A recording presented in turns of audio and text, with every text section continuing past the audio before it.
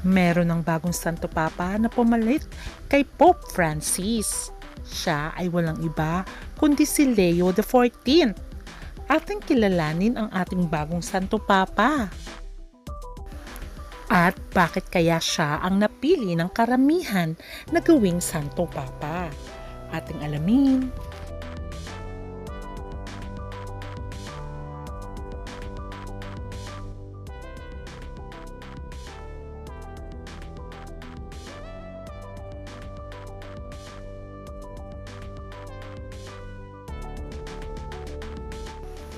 Sa totoong buhay, siya ay si Robert Francis Prevost.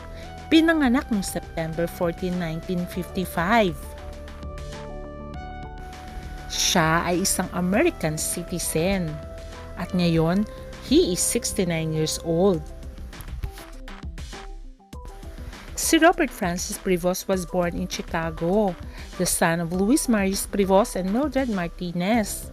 Ang kanyang ama was a United States Navy veteran of World War II and also a school administrator. At ang kanyang ina naman ay isang librarian at galing sa Spanish ang kanyang pamilya. May dalawa ring kapatid si Prevost na lalaki at siya ay nag-aral sa Assumption of Charts on the far south side of Chicago and served as an altar boy. He completed his secondary studies at the Minor Seminary of the Order of St. Augustine noong 1973. Prevost earned a Bachelor of Science degree in Mathematics at Villanova University in 1977. At alam niyang magsalita ng English, Spanish, Italian, French, Portuguese, and also can read Latin and German. Bago siya napiling Santo Papa ay maraming naging role at ginampanan.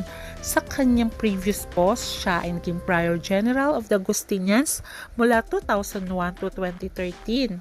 Naging titular Bishop of Sofar from 2014 to 2015.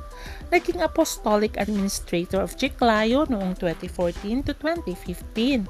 At naging Bishop siya of Chiclayo 2015 to 2023. Naging Cardinal Deacon of Santa Monica siya noong 2023 to 2025. Naging Cardinal Bishop din siya of Albano ngayong 2025. Ngayon na siya ay nahalal na bagong Santo Papa ngayong May 8, 2025. Pinili niya ang pangalang Leo XIV.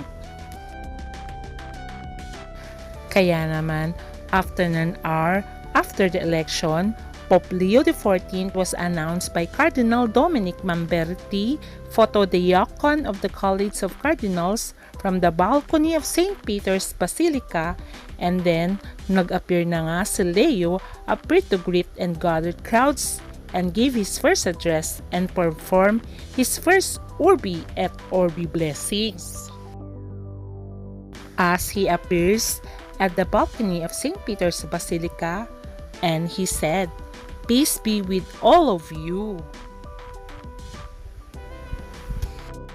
And he also said that he wanted his message of peace to enter your hearts, reach your families, and all the people wherever they are.